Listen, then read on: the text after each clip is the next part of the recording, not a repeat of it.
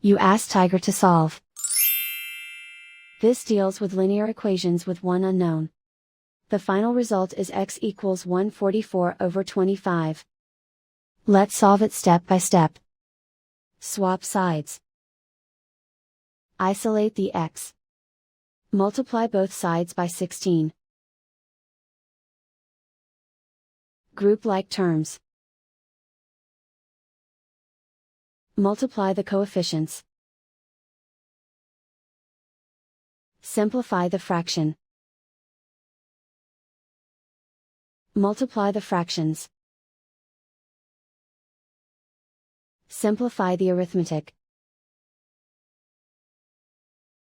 And so the final result is x equals 144/25.